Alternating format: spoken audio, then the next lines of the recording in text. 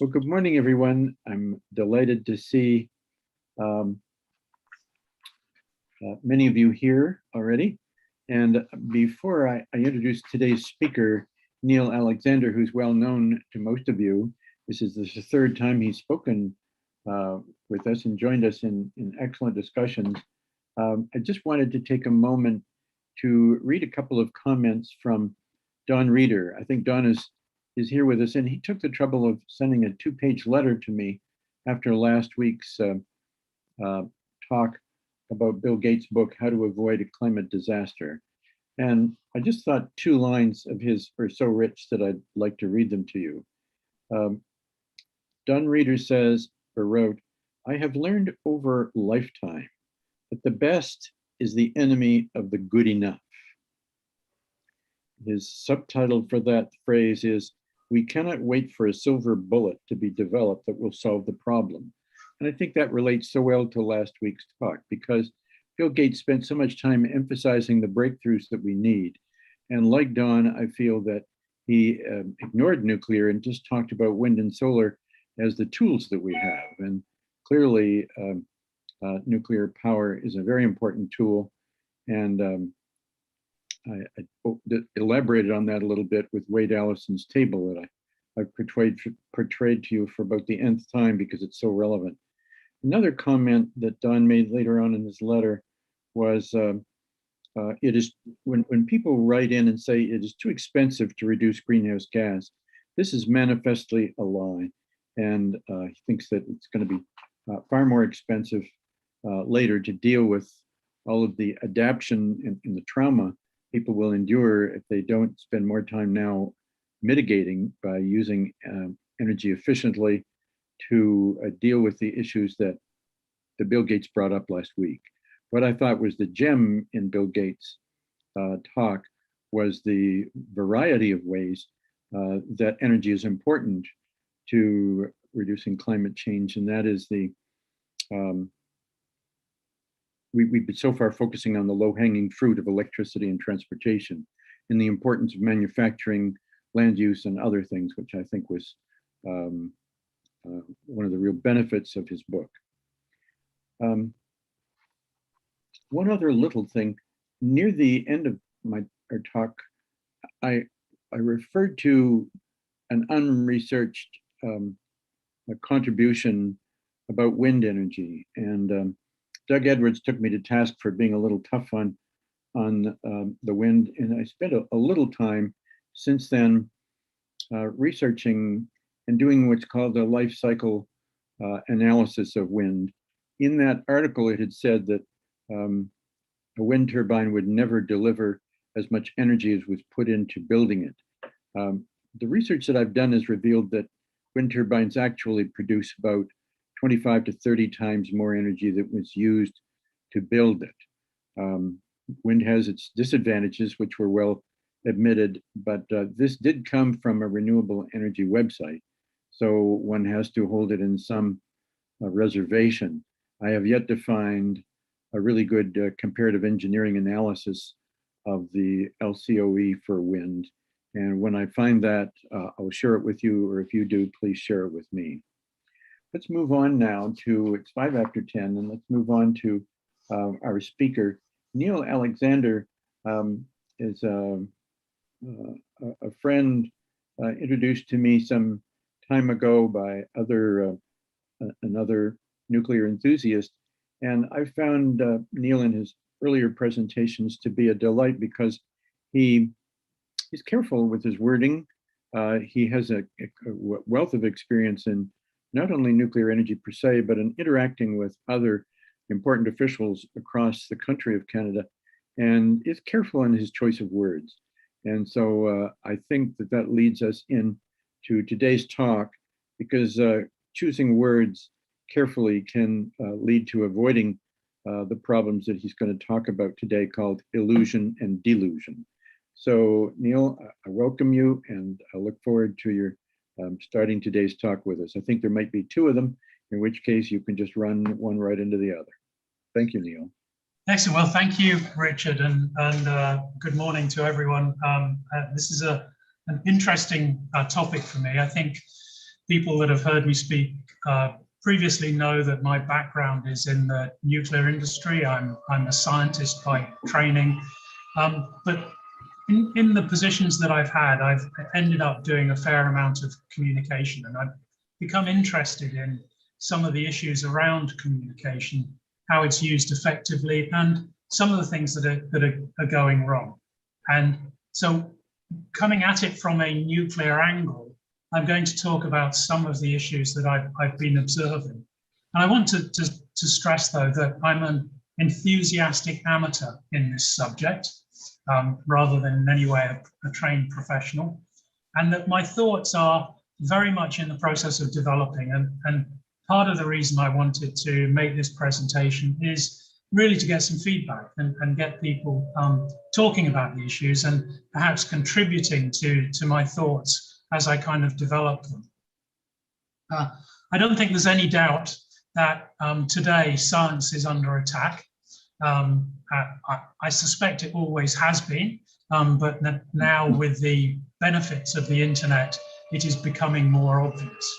And I personally think that we have to do something about that.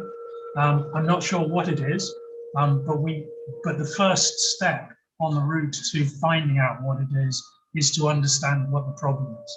So I'm going to talk a little bit today about conspiracy theories, and I've called it illusion and delusion because I'm going to make direct associations with basically what used to be called magic acts, and which now in the model world we recognize them.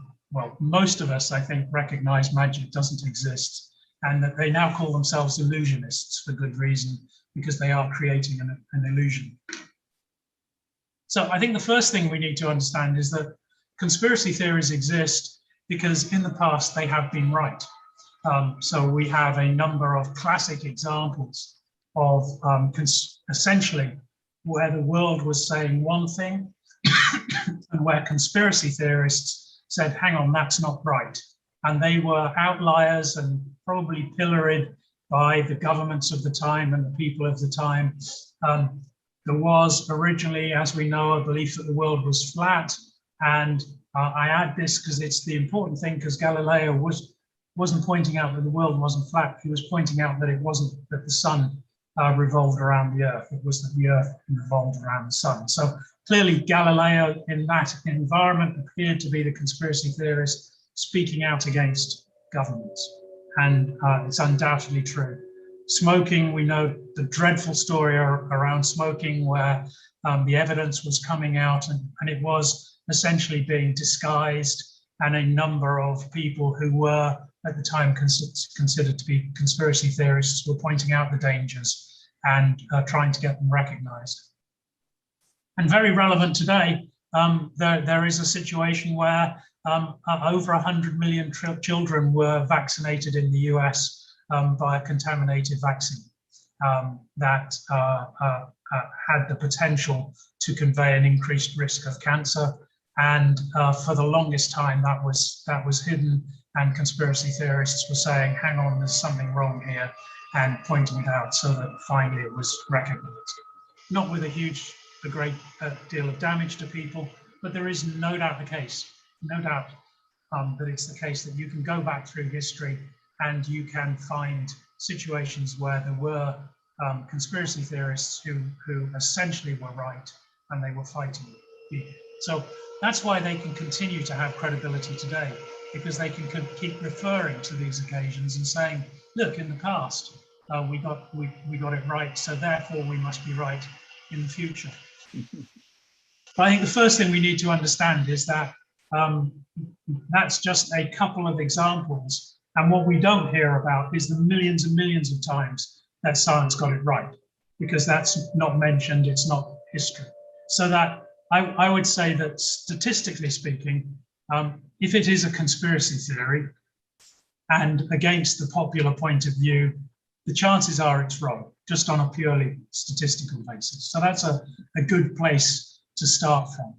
But of course, one of the things that we get, because people will focus on these one or two occasions when the conspiracy theorists were right, you get a hell of a lot of confirmation bias going into the system. People only hear about it therefore they think that conspiracy theories must be right because they're the only ones we hear about in the news. The millions of times that we are right and we never bother to report on it, they don't get mentioned, so they're not part of the confirmation bias. So how does it work? Well, as I said, I wanted to relate it to a magic act because I think it's very close to that. So here we have a classic, what we would describe now as an illusion. And the elements of it that an illusionist will be aware of is the first thing that you want to go for is find people that want to believe, that want to be wowed, that are there for the show and are not there to pick holes in what you're doing. Those sorts of people are a danger, and you prefer not to have them in your act. So find your audience, and that's a fairly key element. The next thing is that they will suggest to people what they are going to see, because people are much likely to see something that has been suggested to them than to pick it out for themselves. Left with their minds working in an undirected way, they're more likely to see how the illusion works. If you tell them what they're going to see, they will be inclined to see it. That involves just picking out bits of information and hiding the rest of the information, which is basically what we're seeing here in the trick that leads to sawing a woman in half. And then the key part of an illusionist trick is to keep people distracted so they don't see the other stuff that's going on during the trick. And that's where all of the illusionist spiel comes in, because while they're talking to you about other things, you're not focused on what they're doing with their hands, what's going on around them. You're just looking at their faces and listening to the spiel that they're coming out with. And so when I started looking at conspiracy theories and saying, what's the association? I noticed that if you write anything on LinkedIn or on the internet and you start looking at the conspiracy theories, they're using exactly the same techniques. So, and I'm going to go through them one by one, find people that want to believe, auto-suggest to them what they're going to see, highlight the information you want them to have, hide information, and then keep them distracted so that nobody thinks too closely. And most of the examples here are about the nuclear industry, but they apply to almost everything else. And of late, I've made the mistake of diving into COVID issues and pointing out COVID conspiracy theories. And it has just reaffirmed the challenge in dealing with these issues in the modern world. So find people that want to believe. And I've noticed that there are a number of ways that they do this. So the first one is find a community with an ideology that would like the conspiracy to be true. These are a really easy group to look with because they will not look for how the trick is being worked. They will just immediately fall for it and say, oh yes, that's wonderful, that's what I expected, and it's all working for me. But there's a better way that they do it, and we see this a lot in the internet at the moment, and that is to find communities that hate some group and then hold that group responsible for the conspiracy. And of course, the best way that you can really get a conspiracy going is to find a community that wants the conspiracy to be true and find a group that they hate so you can blame them for the conspiracy. Now this, within the nuclear industry, and I think within a lot of other industries, is a very important issue, because out there are a group of people that are ardently anti-government. And a lot of them are also anti-big business. So they just don't like the concept of control and the ability for big businesses to get ahead. So they can support almost any conspiracy theory. So within the nuclear industry, we notice a lot of these people hate nuclear, not necessarily because of nuclear, but because it's often run by government and it's definitely a big business. And so they're immediately inclined to believe anything that comes along. And I've said in my footnote here, many so-called environmentalists fit this category. So they are mentally attuned to picking up on conspiracy theories. Now, the next is the issue we talked about is auto-suggesting. So an illusionist will tell people what they're going to see and then and lead them into that way of thinking. And one of the key things about this is what you tell people they're going to see doesn't have to be quite what they're actually seeing. It just has to be close enough for them not to look any further. And one of the classic tricks that I'm seeing all of the time that I think we really have to call out, and Richard referred to it in my interest in language, it is very important because this is where one of the key tricks can be played. Now, down at the bottom of this slide, you'll see the words connotation and denotation, and they are the two meanings of words. So any word will have a strict dictionary meaning, but it has a different meaning, which is your emotional response to it, the picture that you form in your mind when you hear that word. And this is a classic in the conspiracy theories, is just using words that set up a picture that isn't really appropriate. And I'm going to give a couple of examples from the nuclear industry, and then very daringly going to suggest one that's occurring in COVID conspiracy theories at the moment. So we have stuff called used fuel that comes out of a nuclear reactor after it comes to the end of its useful life. And it's fairly hazardous, but actually no one in North America has ever suffered from the handling of used fuel. And we know where all of it is and can manage it safely. But used fuel is often called waste. And that's very important to the anti-nuclear campaigners. And unfortunately, the nuclear industry itself will refer to it as waste, adding to the problem. So waste, by its denotative meaning, and it has a number, but I'm picking the most appropriate one here, is a material that is not wanted, the unusable remains or byproducts of something. So arguably, people can refer to used fuel as waste because it fits that category. But if you Google waste, or indeed if you stop for 1 second to think about what waste looks like, this is the kind of image that you get. So the denotative meaning is correct, but it's connoting something that looks like this. And as I say, I just went to get this picture, I just Googled waste, asked for images, and these are the images that I got. What should be connoted is something like this. This is used fuel containers.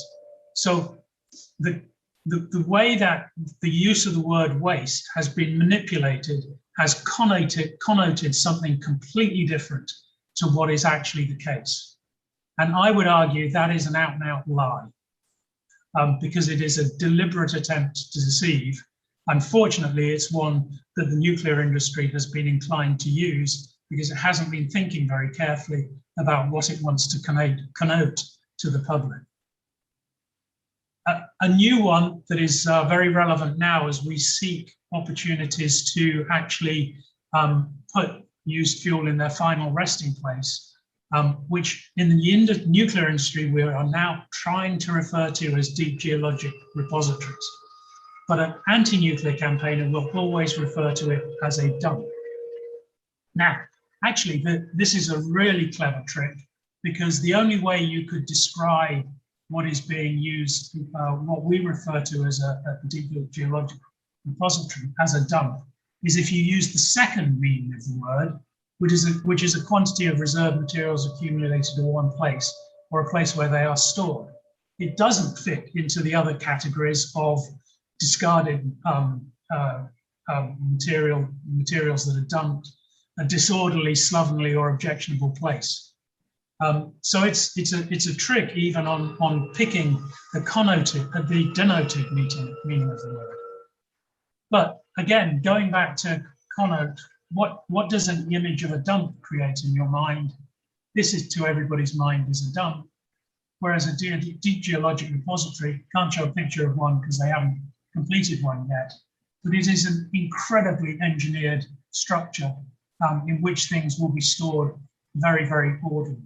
So once again, by moving the language, picking something that denotatively is correct, but connoting something different, they have essentially won the battle to create an image in people's minds that is adverse. nobody is going to want to dump next to their house. Lots of people might have a deep geologic repository because they would barely notice it. And that's one of the illusionists' tricks that is taking place in dealing with the language. I said I would then move on to the COVID situation. You will see a lot of people describing the vaccines as experimental. Arguably, you could say that a trial is denotatively experimental. But the image that people have in their minds of something being experimental is something where you don't know the outcome. And that is simply not the case for the vaccines, where we're fairly certain that we understand the outcome. Trials are about looking for rarer, longer-term effects that might affect it. They are trials, they are not experiments. I think that would be very clear to a scientist, that simply by adapting that language to insert experimental, rather than perhaps a more appropriate word like novel, they have created a certain scenario where people will become unduly concerned about what they might be asked to take. So you can also just use facts. So as I said, you can point out in your illusion the things that you want people to see and avoid things that they don't want to see. And I've previously given a presentation looking at how facts can be misused. And I talk about the context, calibration, and causation as the key things that people should be looking for. So context. We see a lot of this about nuclear accidents that imply great risk. And there can be no doubt that there has been loss of life as a result of nuclear accidents. And again, going back to the confirmation bias, if there's ever a nuclear accident, it will be in the news, and therefore lots of people will hear about it. Other energy forms, they might have an accident and it might just be reported locally. So a very small number of people get to hear about it. So these things taken out of context can have a very large effect on creating concerns within the population. If you actually put the accidents in context and you look at nuclear, including all its accidents, compared with other forms of power generation, you find that actually it's probably one of the safest forms of power generation that we have. So by creating and talking about loss of life out of context, people have created an image that is completely the opposite of what facts would show them to be the case. And this is a comparison of loss of life between different types of energy production. So there's context. It's always important not just to talk about what something might do, but what might happen if you don't do it.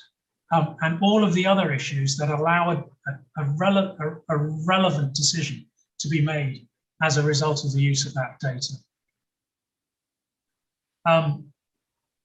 Here's another example of context. People will tell you all sorts of dreadful things about used fuel and make up lots of reasons why it can't be put deep underground. If you put it into context, we live in a world that's already radioactive. There are places underground that are already quite significantly radioactive. And another part of the context is if you don't use nuclear fuel, you are dumping other things, and those toxins do damage as well. So you can't just talk about the effects of used fuel. You have to talk about them in the context of what else might happen and what else we are doing in order to have any understanding. I've also introduced some notes on calibration here, because again, people will make a number and they will use a number that appears scary as a way of getting an emotional response. So when we talk about calibration, people will say, well, the used fuel will, over a period of time, be contacted by water, it'll dissolve, and it could make its way into the Great Lakes. And you will have heard actually some quite significant politicians talking about Canada shouldn't be putting used fuel deep underground close to a Great Lake. But they don't calibrate how much of it could ever get into the Great Lakes. Like how much of it, if that did happen, might make it to the surface. Would the Great Lakes even notice? And that's the sort of question that we need to ask about. It's not black and white, it's what might the consequence be. They will start talking about the 240,000 year half-life of plutonium because that's a scary number for people. And in our terms, in our lived experience, 240,000 years is a very, very long period of time. What they don't mention is that 240,000 years for the rock that they are proposing to put it in is a blink of an eye. Nothing happens in 240,000 years in the sort of rock formations that they're talking about.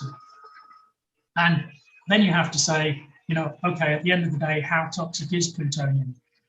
Yes, it's a toxic material, but its radiotoxicity is typically only relevant if you inhale it.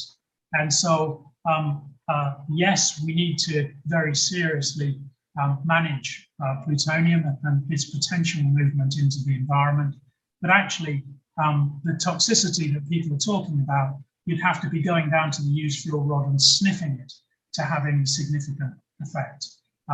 And actually, because of the gamma radiation that would be coming off the used fuel rod, you would die well before the ability to sniff the plutonium would come into effect. So, yes, you know, it is toxic, but how does that fit into the real world?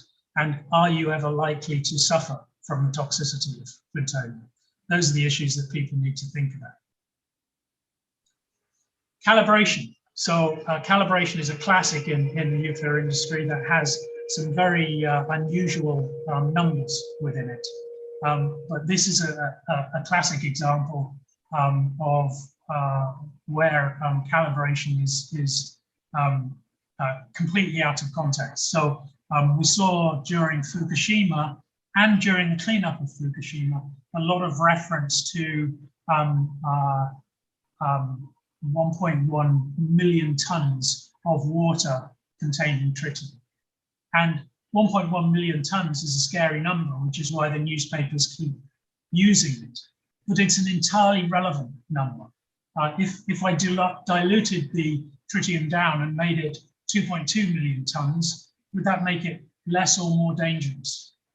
If I took the 1.1 million tons and got rid of the water so that we concentrated the tritium so that it was only 1 ton, would it be less or more dangerous? None of that is going to make any difference if you do what they are planning to do and release it slowly into the Pacific Ocean. But then again, we see language being used. So here we see a headline that said, Japan is poised to flood the Pacific with 1 million tons of radioactive water contaminated by the Fukushima nuclear plant. Flood is a scary language that implies that you're going to make some significant difference to the Pacific. And just to give you, I did a calculation, which is probably horribly wrong, but it will give you some feel for how inappropriate the use of the word flood is, given that I calculated it would create a 7.5 times 10 to the minus 15% increase to the Pacific Ocean. So not exactly a flood in my terms. But people will have been scared by that, and misuse of communication to confuse and scare people. I love the reason we need to go for causation rather than correlation is one of the favorites of the conspiracy theorists is correlations. And there's a wonderful website. If you just go to Google and go spurious correlations, you can get all sorts of things that correlate quite nicely. I picked out a relevant one here because I was talking about nuclear plants, but there's quite a close correlation by the number of people who drown in the swimming pool in any given year with the amount of power generated by US nuclear power plants, apparently suggesting that, and believe me, a conspiracy theorist would do this, that if we just drowned a few more people in swimming pools, we could produce more power from nuclear plants. Or alternatively, we could reduce the power produced by nuclear plants if we just stopped drowning people in swimming pools. It's obvious nonsense, but you go through the internet and you will find these correlations being done all of the time. And you have to look back and say, okay, is that really a cause? Or is that just something that happened to happen at the same time? Again, classic examples coming out daily on COVID statistics, of which there are so many that you can create almost any correlation that you want, as long as you're prepared to ignore the other data that might surround it. Now, I talked a bit about what happens if people start to look so closely. So let's say we've got an audience in front of us, an illusionist, and they are not really interested in watching the illusion and being wowed about it. They are there to look closely at what's going on. They're not fooled by all of the dialogue. They're staring at the trick. So what will the illusionist then do? They will try and distract and get people moving away from looking too closely at what's going on. So the distraction techniques I've noticed with conspiracy theorists on the internet are basically two. One is changing the subject. So you might have said one thing about a nuclear issue, which is what I do all the time. They will then go, oh yeah, well, okay, so maybe used fuel isn't that dangerous, but what about? And then if you answer the question about what about, they'll move to another subject again.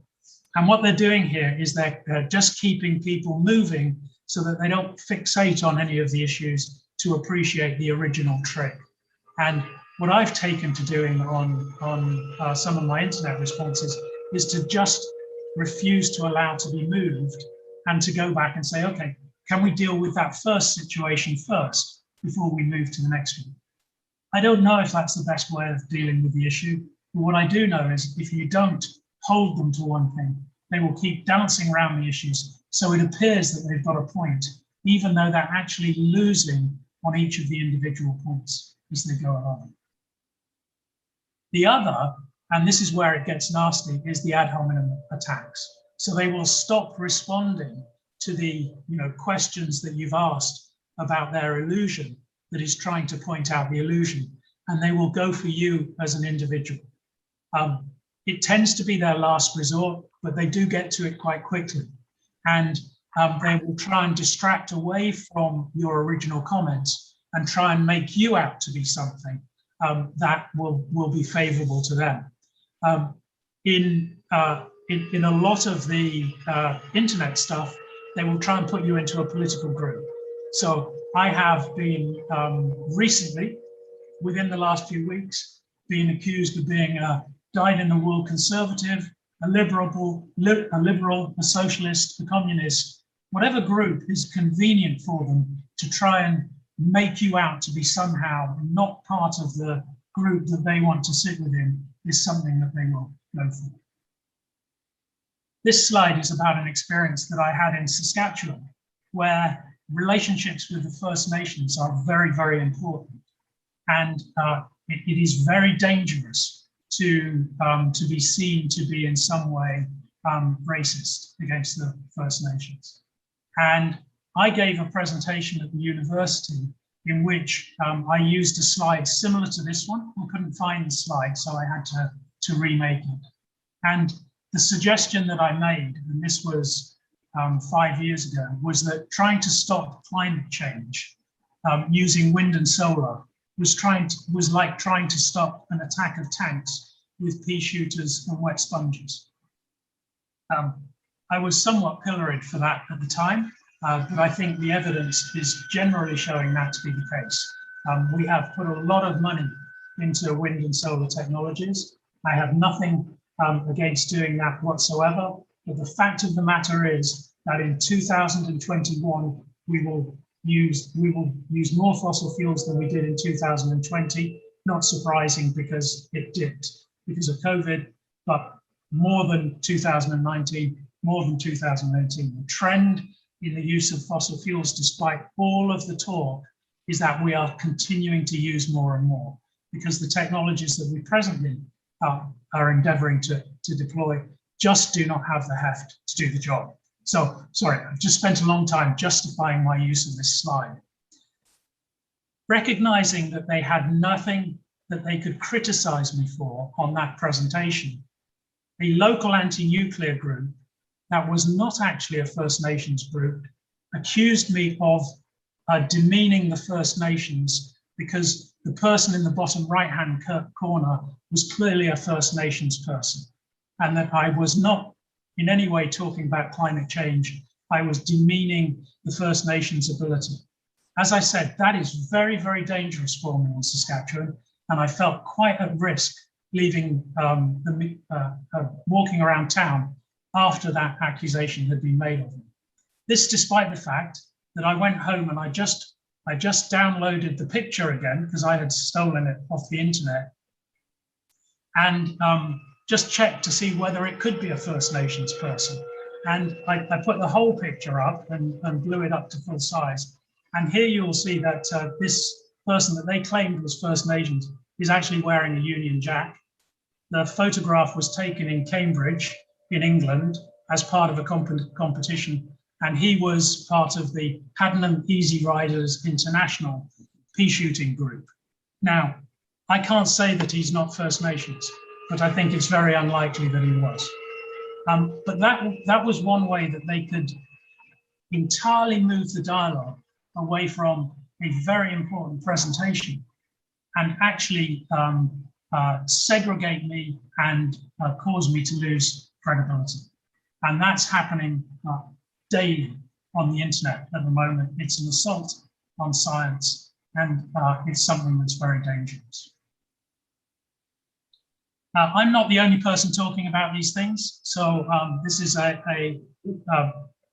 picture from a professional site that I went to, an article about how Donald Trump, Elon Musk, Gwyneth Paltrow are all using the techniques that I have been talking about.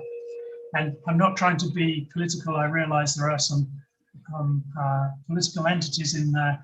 Many other politicians are using the same techniques, right?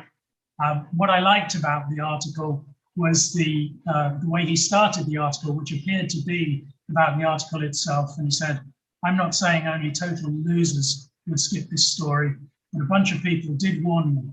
If you read on, you'll discover how only I can protect you from the shadowy groups peddling lies to control your children. And what he was actually doing was doing a snapshot of all of the techniques that these people are using to control thought and lead people to wrong conclusions. And very good article. I think I put the link to it somewhere on there, and it's worth going and having a look at that. So in terms of conspiracy theories, what I'm trying to get people to think about is if it walks like a duck, talks like a duck, quacks like a duck, it's probably a duck. So if you see people manipulating data, if you see people changing language to tell a different story, if you see people deliberately distracting from key issues that might help in the conclusion, then in all probability you're dealing with conspiracy theorists. It needn't be the case, but it could be. And I guess the reason I want to raise this is I think one of the ways that we can at least slow down the assault on scientists is, as individuals, start pointing out the things that they are hiding and helping people without saying necessarily that it's conspiracy, just pointing out that the way they presented their data is not appropriate. And we might get back to a more scientific approach to getting decisions made. So that's my thoughts on conspiracy theories. Richard, I can't see the time on any of my devices at the moment. How are we doing for time? Oh, we're doing fine. It's 20 to 11. We've spent 41 minutes probably or so on this talk. I think it's just great. We already have a couple of comments and a question. So shall we lead right into those before we move on to the next talk? as you know, I've got another canned presentation on other uses of radioactivity, so you can decide how we use the time. I think this won't take long. The comments, I think, are worth sharing. Mike Green has 2 comments. He says, a paraphrase to much of what you're saying, I think, is that fear and emotion can all too readily feed on obfuscation and ignorance. Unfortunately, the internet can disproportionately be a source of non-factual, non-truthful information in a positive feedback loop. It was a very nice summary by Mike. Then he adds, I also like the duck analogy, and I did too. As you know, I fly an aircraft called a coot, and a coot is a small bird similar to a duck, but not the same. It does not have webbed feet, and it has a lot of other differences. So I'm quite aware of the differences between a coot and a duck, and I love the picture. It was just great. Wonderful. Yeah, no, I think that's a perfect summary. It's no, and I think I'm going to start weaving that into my thoughts, because it is, and start building on that emotion and fear, and people building on that rather than on facts and data. Yeah, and now there's a question. Our good engineer Doug Edwards, I think, is a very thoughtful, deep thinker. He has a challenging question here. He says, it is well understood by now that facts don't change people's minds in general. So what are you recommending as an alternative to simply using facts to alter people's perceptions? Yeah, and I think, that's a very good question. I think one of the things I've tried to bring out there is that, one of the reasons facts aren't all that useful sometimes is that picking your facts can change the story. So it's facts in isolation are not helpful. You need context. You need them to be calibrated. You need all of the stuff that wraps around them. And I think one of the reasons we are seeing more prevalence to conspiracy theories now than in the past is that the internet encourages short messages in which the context and the calibration aren't provided, and people just get them flashed in front of them. But I don't know the answer to the question. I'm thinking that one of the things that I've started talking about is that when I went to school, facts were quite hard to find. So teachers taught us facts, because to find them out for yourself, you had to go to the library, you had to accidentally end up with the right book or do a ton of research. Now, facts are commonplace. But my daughter seems to be being educated in the same way that I was, with being taught things. And I increasingly think that we need to teach people how to think, because the facts are available to them, rather than teach them the facts, because they can get those anyway nowadays.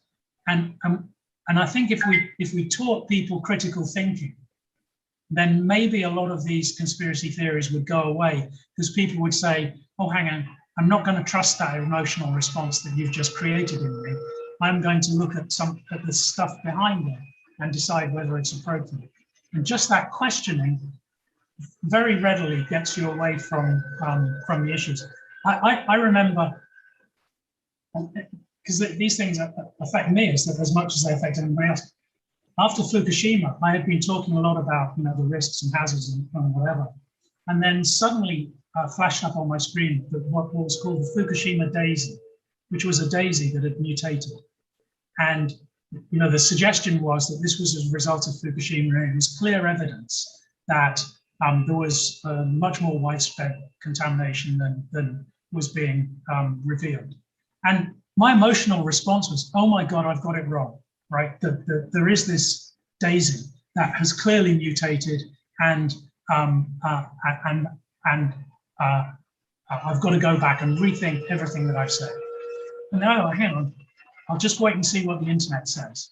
And within 5 minutes, by searching for Fukushima daisies, I found that 1 in 10 of those daisies mutate anyway. It's typically as a result of wasps that they get into the daisies, that studies had been done on flowers of a similar type, and the radiation in the area was nowhere near that which would cause mutation, etc., etc. It just took a few minutes of additional thinking to back away from the emotional response and say, hang on, is that really the case? And that one really sunk home to me as to how a meme can create a response. And if people just then move on, that's stuck in their mind and they will stick with it. So I think that we have to teach critical thinking, and that it's a lost art as a result of the internet. Very good. I agree with you. And I think that's the difference sometimes between a university education and a high school education, is that we learn supposedly and hopefully in university how to think and for ourselves and assess and prioritize and understand the information that we learn rather than just regurgitate it as we might with high school education. That's don't mean to put down high school education, but I think that's part of the goal of the university is to teach that thinking. That's important. When you think about high school educations, if they are still, as I suspect, largely teaching facts, then they are teaching people to accept what they are told. Yeah. Which is the exact opposite of where we want to go. Right. Which is people to think about. I also think that to give it slightly different perspective on Doug's question, I would like to use some of the techniques that the distorters use, and that is a sense of humor. I did that when I gave a talk at the beginning of this series.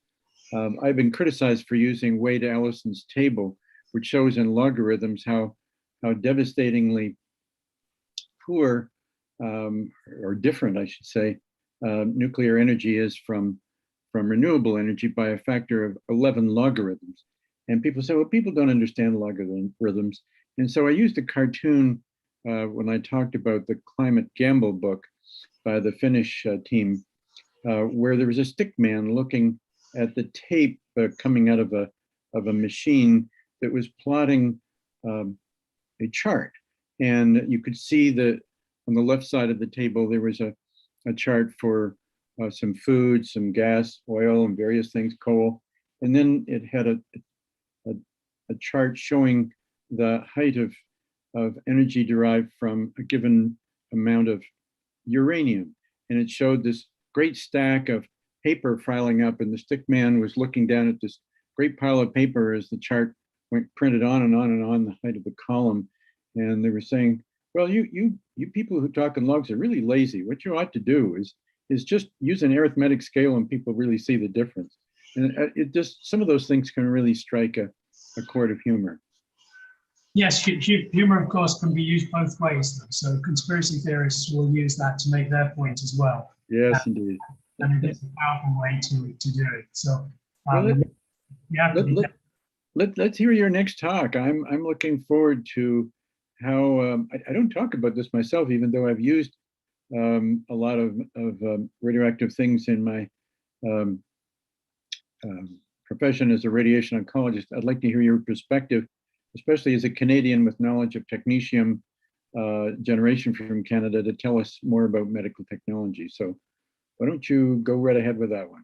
Okay, so you mentioned that earlier, and I should have picked you up on it because I kind of backed away, and I only have a little bit about medical technology. That's fine. On the grounds that I wanted to cover the other things, and I thought everybody knew about that nowadays. So I was going to go through that, but we can come back to that later on. Sure. I would say that this is a kind of presentation that can end at any point. So we'll just keep going. So Richard, when we're coming to an end, just tell me to shut up. Because there are so okay. many ways. You're doing fine. You've got a full hour according to my clock, and then I'll still leave us 10 minutes for questions. So shoot. Right. That's perhaps more time than I need, but we can go through it. So okay. I entitled this one, and it keeps changing its name depending upon time of day and things like that. Here it's titled "Things About the Nuclear Industry That We Forgot to Remember."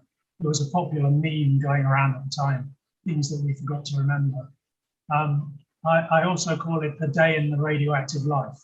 Oh, yeah. In which I have, I start in my bedroom and work outwards and talk about the ways that I am touched by byproducts of the nuclear industry or radioactive radiation technologies of various different types. And sometimes I call the presentation, "We couldn't run a modern society without the nuclear industry." And I am absolutely convinced that that is the case. And as I go through this presentation, I hope that you will be convinced that it is the case as well. So let's start. I wake up in my bedroom and I walk outside. The first thing I come across is a smoke detector. So a smoke detector contains a typical domestic smoke detector. There are some that don't, but a typical domestic smoke detector contains americium-241, which emits alpha particles. It's a very simple circuit, very, very reliable, and it just has a couple of charged plates. When there is no smoke about, the charged particles are emitted from the americium-241. They fly between plates and a current flows, and there is no alarm. If there is smoke, the alpha particles hit the smoke. That's as far as they go. The current stops flowing and the alarm goes off. And that's how your smoke detector works. I find it very interesting because americium-241 is in many ways similar to plutonium. So it is toxic in a similar way to plutonium's toxicity. It emits alpha particles in the way that plutonium does. And yet, this material that we are so terrified about is actually saving our lives and saves countless lives every day simply by being stored in our house. At the end of its useful life, the americium-241 is considered so dangerous that we throw it in landfills. There are, in some countries, campaigns to collect it up because they're now really realizing that so much of it has been used that it could potentially become a hazard in a landfill. But compared with all the other stuff, it's still relatively minor. They are considered to be of such significant safety importance and to save so many lives that in almost every country in the developed country in the world, you are mandated to have smoke detectors in your house. So that's the first place we come to. The second place, well, we have to mention medicine because I go into the bathroom and there is the medicine cabinet. And some of it you will probably be very familiar with. So radioactivity supplied by the nuclear industry, Richard was talking about technetium-99m, is very, very valuable as a diagnostic tool, allowing physicians to see precisely what is happening in the body by injecting the radioactive material, and then because it emits, being able to track where in the body it is going to. So that allows diagnostics. It's used extensively for heart conditions because you can actually see the heart pumping.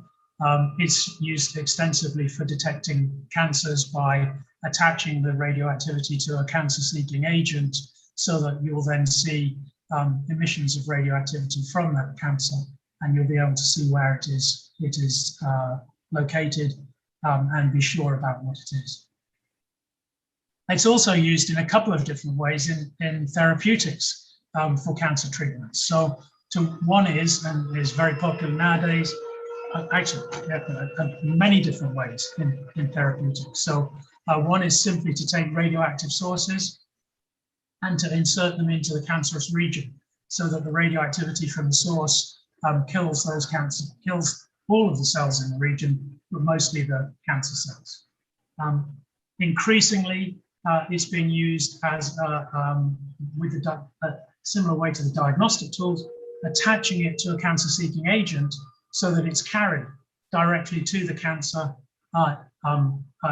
latches onto the cancerous cells, and then emits radiation from there, again, killing the cancerous cells. And then it can also be delivered externally from a beam.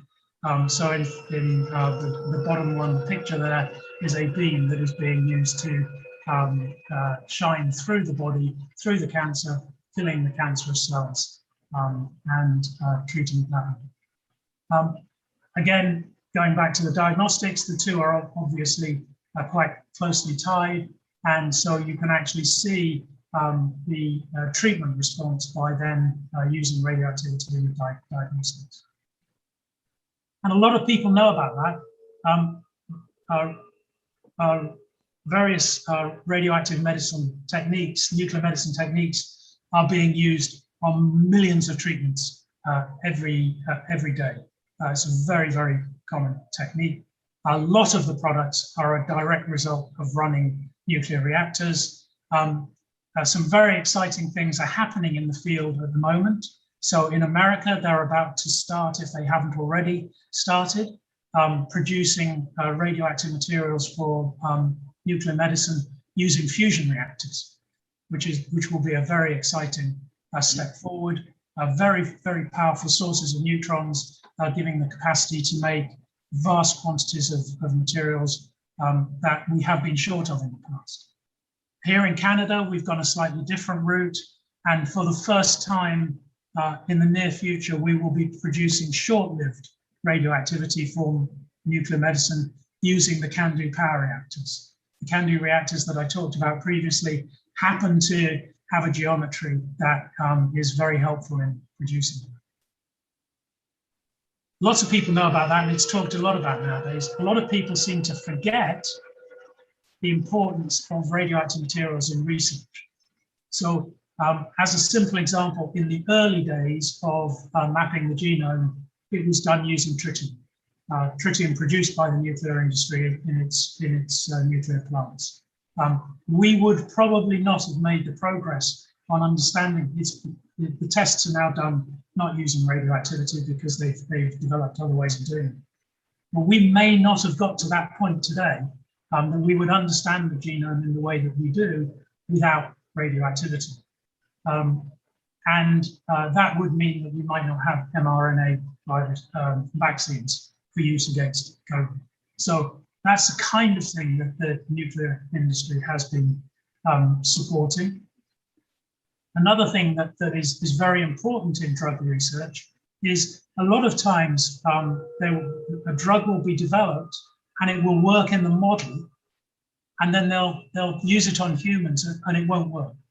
And one of the reasons that may be happening is that there is a part of one of the organs in the human body is actually clearing that drug out before it actually gets to somewhere that it can be used. And so by tagging a radioactive material to the drug, you can very quickly see where it's being distributed in the body and understand why in those circumstances. So basically, you will probably find that every drug in your drug cabinet has at some point been tagged to radioactivity and has been tested to see how it is being distributed in the body. So a very, very powerful research tool, as well as an ongoing diagnostic and therapeutic tool. Good. Oh, and here's a picture of someone that was treated. Again, this is being used both. This person was diagnosed using radioactivity to give the images, and then given, oh, actually it's a chemotherapy one, but it's showing the effect of the chemotherapy. A very, very obviously a very, very powerful tool for a physician, because some chemotherapy will work on some people, but not on other people. And it can be a very brutal therapy. And also you're losing time in dealing with the disease. So the ability for them to diagnose and then be able to track changes gives great confidence that they have prescribed the right therapy. If it's not working, they can quickly move to another therapy. So a very, very powerful tool. Very, very many people have benefited from it. And this slide is just to give some other examples of the way that a whole range of different radioactive materials are used in nuclear medicine.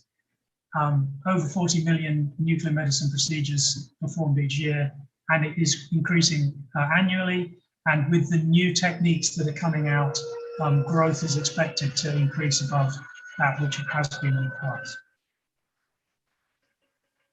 Another way that it is used in radioactive materials, cobalt-60 can be produced by power reactors. It's a longer-lived radioisotope, and it can be used to create gamma beams that can be then used to sterilize equipment. A lot of medical equipment is sensitive to heat and to other techniques that you might use for sterilizing it, but not sensitive to gamma rays. So by putting it through a gamma source, you can sterilize that equipment. This has radically improved the ability to carry out surgeries without the risk of infection post-surgery. So again, a very powerful tool.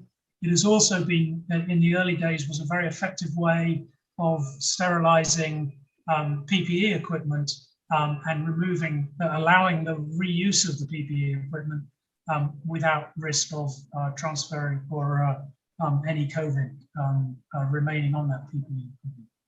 So again, a very powerful tool. We probably couldn't, certainly wouldn't be as effective in carrying out surgeries without our ability to use gamma rays to sterilize the equipment. It is being increased, it is being changed recently because you can use electron beams as well. And so it is transferring as we find other ways of doing it. But that has been staple in the past. The same technique can be used to irradiate food in a number of beneficial ways. One of the challenges that the world has today is that a third of the food that is grown is lost before it is used. And in a world that is challenged to produce as much food as it needs, that's very important. By using a gamma beam, again, in the same device as you use for sterilizing equipment, you can do a number of things that can extend the life of food. So one is pathogen reduction. It will kill all pathogens. That is used quite a lot on spices, that if we're thermally treated in any way to remove the pathogens, it would destroy the spice. So it's a way of making our spices safe. It's used quite extensively for that. And it means that you can be assured that when you wake up in the morning after having had a powerful curry the night before, that this is just an effect of your stomach rebelling against the spices rather than something more serious that you might have contracted as a result of using the spices, and should give you some comfort that you are going to get better, even though you may be suffering the consequences at the time. You can also remove insects because obviously it will kill the insects, but the food will remain safe. You can extend the shelf life because you're removing any of the pathogens that might be working on the food to destroy it. And because you are destroying the genetic information, you remove the messaging that is sent out for things to sprout and over-ripen and go off. So we could dramatically extend the amount of shelf life of foods and make them safer by increasing the amount of radiation. Interestingly, at the moment, people are against it, mainly as a result of not understanding it, and we don't use it anywhere near as much as we could to solve one of the world's most significant problems. There is a link here, of course, to climate change, because growing foods causes, many of the foods will cause CO2 production, and it could be avoided. So talking about growing things, even out in the field, our farmers are using nuclear sources to determine the moisture in their soil. And here they use an americium beryllium source to put neutron doses into the field, detect the neutrons, and from that you can determine how much water there is in the soil. A very simple technique. You will see vans running around all over the place that contain those americium beryllium sources to produce neutrons and allow farmers to determine the moisture and therefore manage the moisture in a way that minimizes water use but maximizes food production. And that's a very important technique for farmers. Non-destructive chemical analysis. This is going out of use nowadays, but even small reactors can induce changes in materials that allow us to look at them and understand exactly what there is in those materials. Very sensitive to some of the materials and has been used extensively in the past to detect them. Quite often looking for environmental pollution and determining that with great accuracy.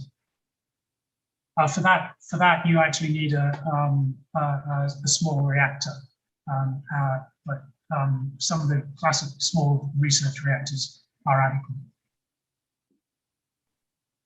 Another place you might see it, let's say during my day I go to the cinema, you might see exit signs. Exit signs are designed to allow you to get out if there is a fire. The problem with fires is that quite often the electricity system will go down while that's happening, and so they want some system that will stay lit regardless of the circumstances. So in certain buildings, in planes and things like that, they will be using tritium lights, which will have last for typically a decade and will glow when things go dark. So that's quite an important way of saving lives. And again, that tritium is a direct result of the operation of nuclear reactors. Over on the right-hand side, we have another use of tritium where it is used for military devices to allow soldiers to have confidence that they will be able to see their instruments in the dark. And here we can see Harry, one of the English royal family, relying on tritium to preserve his life in the battlefield. May I insert a comment here?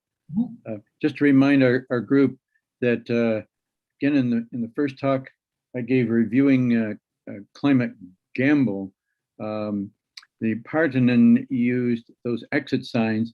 He said that the amount of tritium in the Pacific Ocean at any given point would be equivalent to 41 exit signs.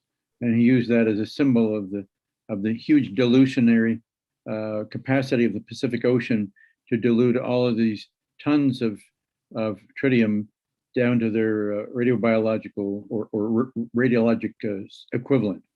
Is 40 exit signs. And tritium has a relatively short half-life, so yeah. It's a material. 14 years. No, is it 14? 14 years, yeah. So, and they've been storing that tritium for 9 years. So already they're almost down to half its original radioactivity before they are discharging it. And there is the potential for a massive world shortage of tritium because it will be used to start fusion reactors. Yes. Essential component of the fuel for the ITER fusion experiment, which will basically consume all of the world's stocks of tritium in a single year if they don't start breeding it successfully themselves. So also, I might add that in the laboratory, we used to use tritiated thymidine as a marker because the thymidine would allow the tritium to be taken up into the DNA, and I would study lymphocytes of the thymus with autoradiograms. And I used to have to inject these mice, and over holidays, I would take the mice and the tritium to my home in London, Ontario, and inject them over a long weekend so I didn't have to stay in Toronto to do this research. And then years later, when I encountered famous marine explorer Cousteau's son about my age, and he was complaining of the tritium off the coast of the Pacific where he lives in California. And I said, but Jean-Michel, that's not tritiated thymidine, that's just tritiated water. It'll just run right through you as opposed to fixing in your DNA. And he says, Richard, I'm not a scientist, I don't understand these things. And I said, well, before you start, talking about the dangers of nuclear, you want to get a little more background. Yes. So the tritiated water and tritiated thymidine are so different. Yeah, and I have a funny story about tritium because there was a time where America suddenly got very concerned about tritium losses from its nuclear plants and was looking at ways to try and clean them up, and came to Canada because the CANDU reactor does produce a lot of tritium because of the heavy water. And basically they were expecting us to have the cleanup technology. And my advice to them was, you just didn't license it for the right amount in the first place. Right? So it created a fear that was totally inappropriate because it doesn't have much of a consequence. You shouldn't have licensed it based on what you thought it would produce. You should have licensed it based on. It's such a weak beta emitter. We had it in our wristwatches for years. Well, and we move on. You can still get it in wristwatches. Yeah. You can actually still get it in children's toys. Yeah. Now I have mixed feelings about this. Again, probably dealing emotionally with their response because someone's looked at it legally and said it's of so little consequence that we're going to let children have it in their toys. But here's a picture of some children's toys that were tritiated in order that they would glow in the dark. So used extensively for glow in the dark purposes. Yeah, that's cool. This one I think is really important that a lot of people are unaware of. As a material scientist, one of the things I find quite fascinating is that the high pressure turbine blades of a jet engine actually are operating in an environment that is higher than the melting temperature of the turbine blade. And the way that that is managed is that all of the turbine blades have very small tunnel channels going through them, weaved through them, which you can see on the left-hand side, the outlets of those channels. And very high pressure air is being forced through the turbine blade to keep the structure cool.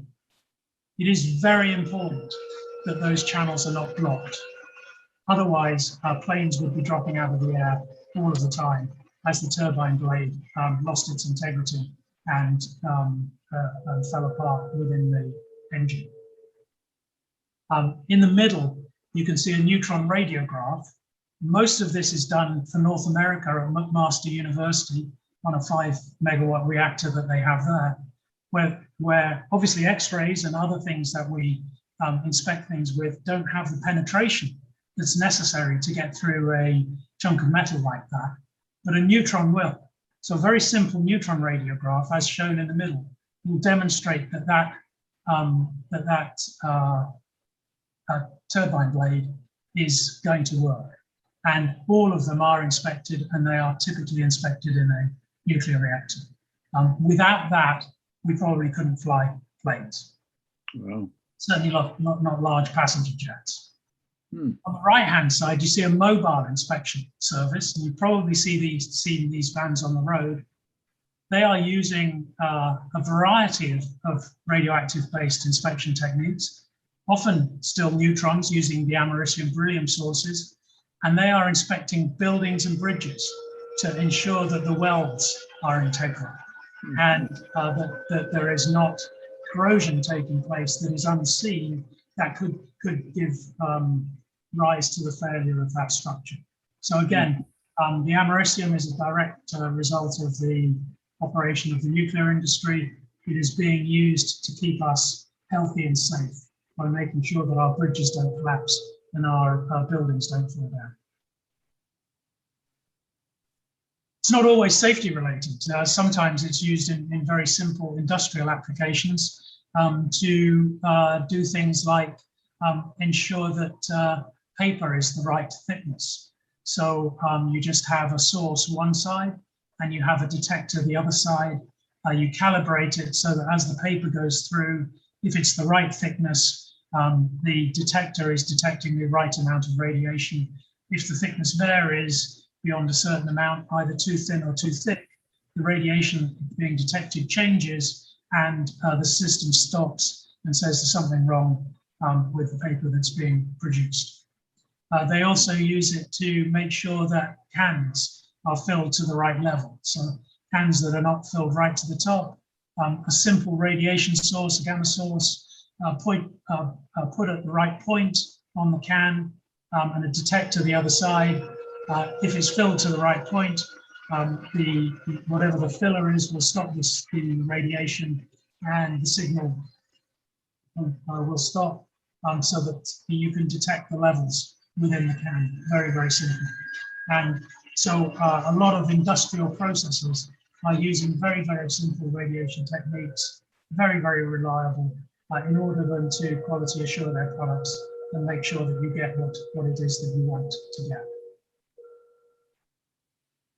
Plutonium batteries, they have a variety of purposes. Originally, they were used in pacemakers to give people an internal battery that would last basically their lifetime. So quite a powerful tool for pacemakers.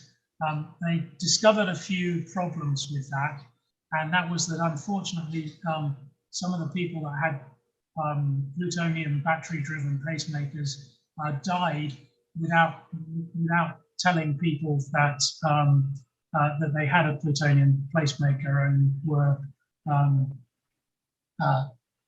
disposed of in a way that was inappropriate. And so that has basically shut down because they couldn't license it in a way that they could track the plutonium batteries carefully enough. But it continues to be an essential part of space research. So in space, you need power and you need it for a long period of time, and plutonium batteries will deliver that for you. There are alternatives, classically the solar technologies, that as long as you can be assured that you have it in a solar beam, you can run it that way. But I think people will remember that, and I can't remember which mission it was, but they landed it on, as I say, I can't remember the mission. But basically, they landed the device in a shadow, and within a couple of days, they were ceasing to get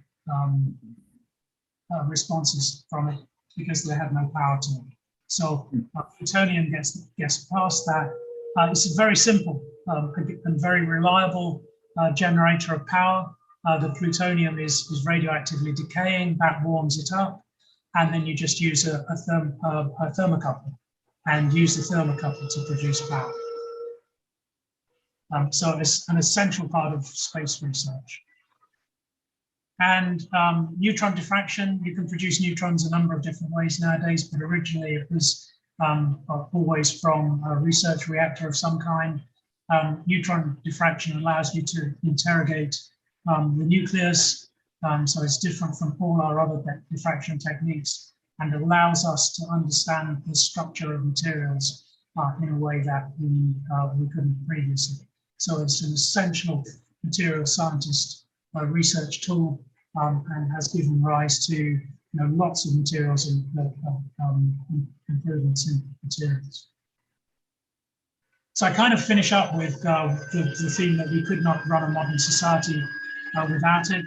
This captures basically the ones that we've talked about, but there are others somewhere hiding at the top in the middle.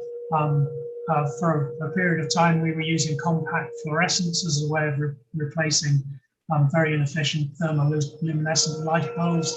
They had a radioactive starter in them. If you looked at the box, there was a very small radioactive label on it. So a lot of the environmentalists that were pushing that were blissfully ignorant. I think it's a krypton source that is used just to create the ionization that is needed to get the compact fluorescent to start when it's energized. We use it all the time for leak detection, and people will have seen this. Basically, you just put a short-lived radioisotope down the drain, and then you can follow where the drains are going. And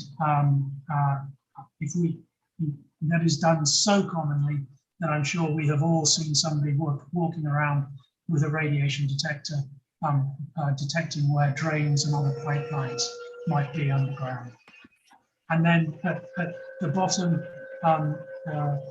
it's even associated with the fracking industry because it's used as a tracer in fracking. You just introduce it into the tracer, you introduce a tracer into the pressurized material that you're putting into to frack the rock.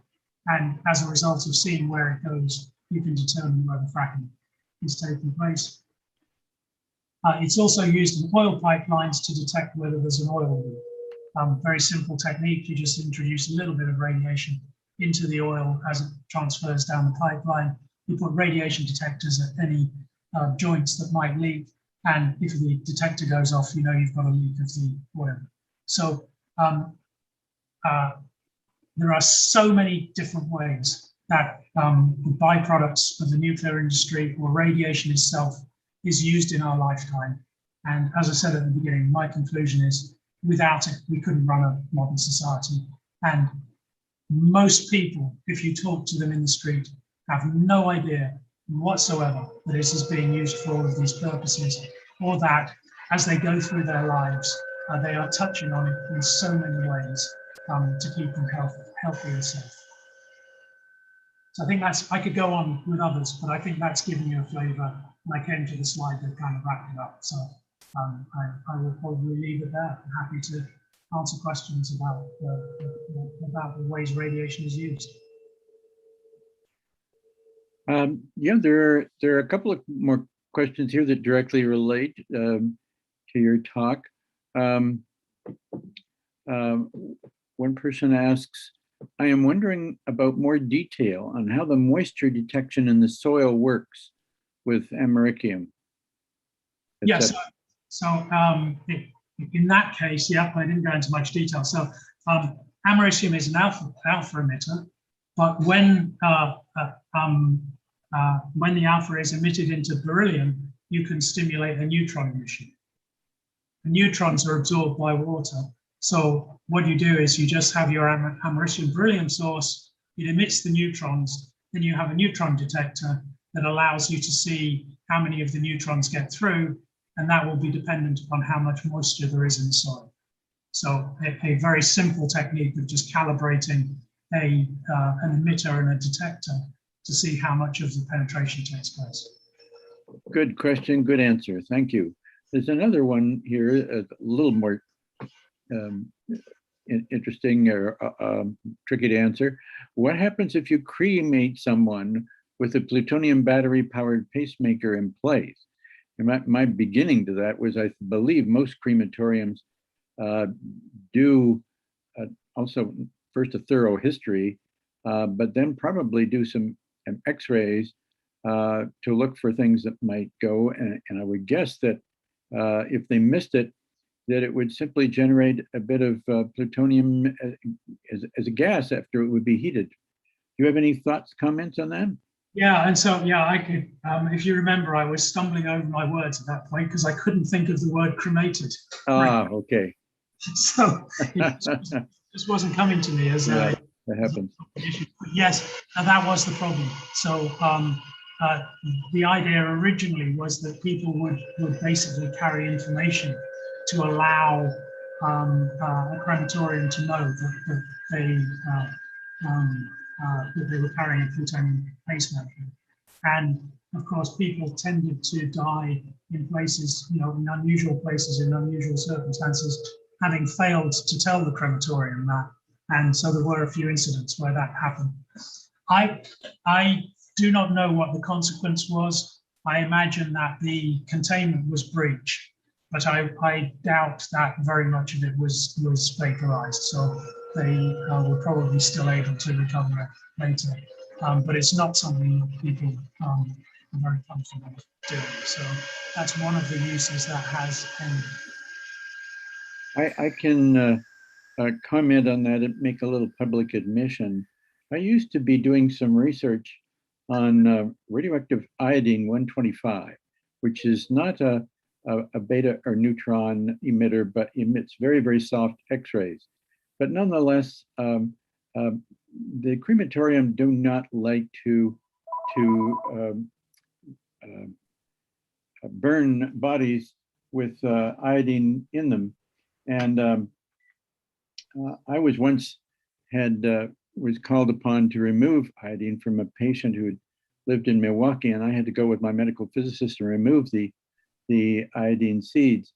And so we managed to avoid upsetting anybody. But there was another time where I was using iodine-125 in rabbits to look at their ability to destroy eye tumors. And we put these plaques on the back of the rabbit eye, and everything worked fine, except the rabbits occasionally felt irritated by these plaques, and they would just scratch at their eye, and one of them, the plaques dropped into the rabbit pen waste material, and that was discarded before we were able to realize that the plaque was missing. We spent hours and hours looking for that plaque. It was eventually incinerated in the giant incinerator the university has on campus. I think it went to a special health facility where they incinerate things. And we found traces of iodine in the lining of the exhaust stack, tiny, tiny traces. And we assumed that it may have come from that plaque. But totally important, because we are under the scrupulous observation of the Nuclear Regulatory Commission, all research and clinical work, and we needed to let them know where we think it went. But all of this material has to be accounted for very carefully. And it was for that reason, not for any health risk reasons, that we had to track this darn plaque down. It was quite upsetting at the time. So you have to take a lot of care when you're working with these things, or the authorities will get on your case and shut down your facility. That's absolutely the case. And some of these, in the uses here, some are quite short-lived. So the consequences, they don't need to be. They can be managed carefully, but then basically they're unlicensed afterwards because they've decayed away to nothing.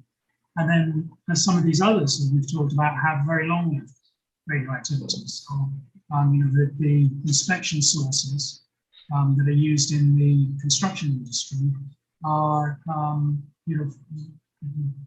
survive for decades, if not longer. And they are as you say, very carefully licensed. So people will be driving around with them, but those people will be trained and they will know what to do with them, and they are required to report on where they've used them, where they are at any one time, in order that the world can keep an eye on and make sure that they're not being lost and become dangerous as a result of not being handled properly. There have been incidents where that system broke down, and they have been melted and reused in appropriate ways. And the world is continuing to work very hard to limit that to the absolute minimum.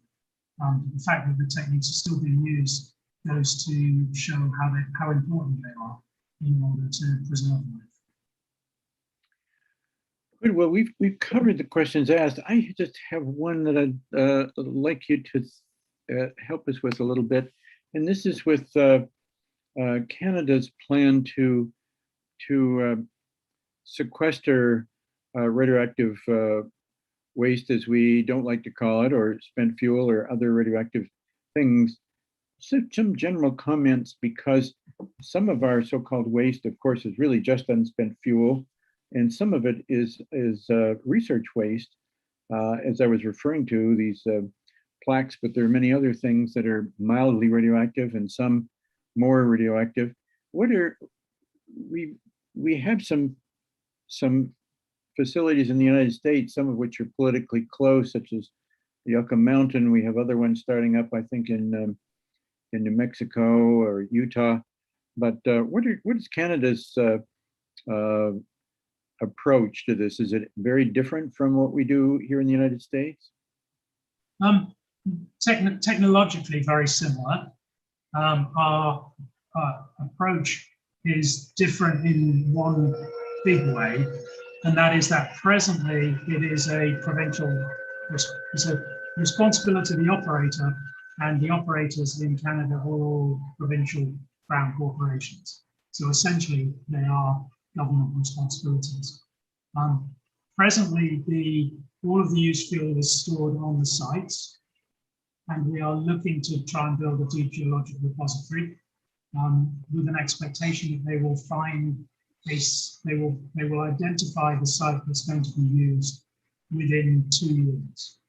Within 2 years. 2 years. Thank you. And it's a 10-year program to build the site, and it's a 70-year program to transfer the used fuel into it. I can't swear to those numbers, but they give you an indication as to the timescales. And as I understand it, Finland is the only country that's really built a good what's considered to be a good model facility. Do you have any comments on what the Finns have done and whether they will influence the rest of the world? And also any comments you might have on Flamanville in France and how they're progressing. I think they want to do some long-range burial of nuclear waste. Any comments on those two? So will it change? You know, I think once it's done and people realize that there are no consequences, then I think it will become increasing. The more times it's done, the easier it is for the next person to do it. Because they'll be able to look and go, oh, nothing happens, right? And so I think the Finnish precedent setting is very important. Good. And that people will be able to see that and go, oh, no, it doesn't suddenly break down. So I'm very much looking forward to seeing that happen.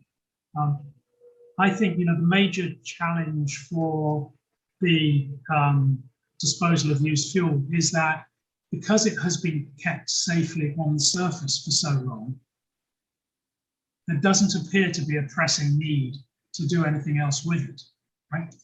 It's safe now. We are just putting it in a deep geologic repository where it will be safe. Sounds like a zero-sum game.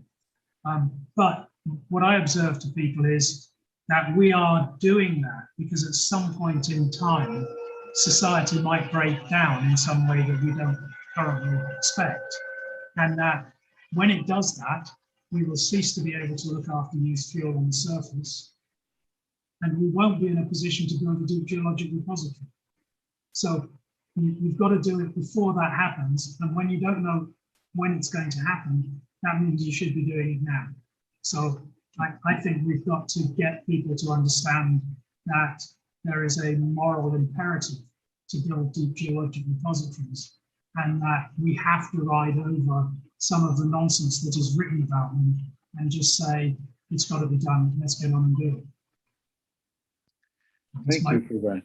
Very, very important remark. I think that's so relevant. And I'm glad you comes up a lot is, you know, people say, but this might happen or but that might happen. So when we put used fuel in the deep geologic repository, the response I'm tending to formulate now is, explain to me how that could happen, right? Because the reality of this is most of the things they fear are so near to impossible that it's not worth thinking of. It also has, I think, an important impact on future regulations. For example, there are a number of states here in the United States where they say we will not build another nuclear plant until a repository is found that we're satisfied with, either in the state or near the state, so we don't have to worry about it's accumulating. And I think that's very important that we move ahead in this country as well, so that we can allow the legal construction of nuclear plants, which are tied up in many ways. It is, so I would agree with you. It's a very good way of dealing with that issue. But I think a more appropriate way of dealing with that issue is, again, to put it into the context of, you know, why are you imposing that rule on something that has never done anybody any harm? Mm-hmm. And why aren't you imposing similar rules on other industries? So, you know, I don't want to knock wind and solar. I just want to put them in context. They have materials in them that are toxic, and that toxicity lasts forever. So why are you picking on one industry and not saying to another, you can't build another windmill until you have a recycling route for all of the materials that you have in the windmill? Indeed. It's inappropriate legislation built around fears that have been built up through people using the wrong language, the wrong images to people. Indeed. So we had, fortunately, we did manage to reverse that moratorium in Wisconsin, and I was involved in going to the hearings, political hearings in Wisconsin for both conservatives and liberals. And I found that the Democrats were much more resistant to the idea. I think because of the green, so-called green rhetoric, than the Republicans were. They were much more willing to deal with the science. Right. It was refreshing to me, but a little disappointing when I saw how much the Democrats were influenced by green dogma.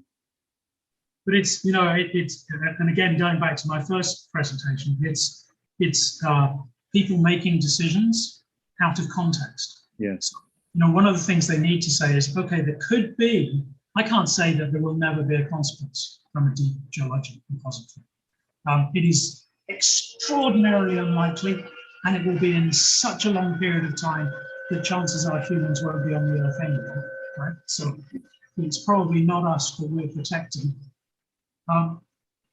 But the fact of the matter is, if they hadn't built the nuclear power stations, they would probably have been burning coal, and that would kill people next year.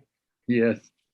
And so you can't say, oh, I can't do that without considering the consequences of doing the other. And yeah, so that sort of links back to the beginning. We've got to start getting people to say, I'm not just going to take the fact that's in front of me. I need to look at, you know, the smoke and mirrors and all the other stuff that's surrounding that fact. Very good. I think we've covered this subject very well, and I really appreciate your giving us 2 talks for one today. Neil, I enjoyed them both, and I look forward to their being recorded. Well, they are being recorded, but being available for people to review again on YouTube, and that'll probably happen within a week. And to do so, you simply enter platomadison.org. Plato Madison is just one word, and that will get you to the site. And then if you look carefully along the site, you can find recordings or recorded talks and find them there. And they're in reverse chronological order. So the most recent ones would be at the top. So if you don't see Neil's talk there on Wednesday, you'll probably find it on Friday, but all you need to do is look at the top of the list. One other couple of thoughts I'd like to partake of our group we're watching, Neil, and that is that we'll be wrapping up the Monday before Thanksgiving. So we have 2 more talks coming up. I'll be giving both of them, one about corals and one about our diet that might affect the climate if we choose to change our diet a bit. And after that, in January, late February, I mean, we'll be resuming this group discussions. And what I'm encouraging our group to do is think about subjects that you would like to see discussed. And rather than necessarily, could always invite a professor or let me know what professor around might be speaking. It might be good to think about the University of Wisconsin, since we might be meeting in person by that time at Oakwood. But also, I would like, given the opportunity to meet at Oakwood, which I hope will happen by next spring, to have more of a group discussion, have pick subjects with leaders among the group, not lecturers, that to stimulate conversations. And we will be sorry to miss you for that, Neil, unless you happen to be driving through Madison sometime next spring. But we do feel very grateful for the 4 talks you've given now in 3 sessions. And I'm much appreciating that. Look forward to communicating with you and sharing data with you over the years that follow. So thank you all for attending, and you, Neil, in particular, for wonderful talks this morning.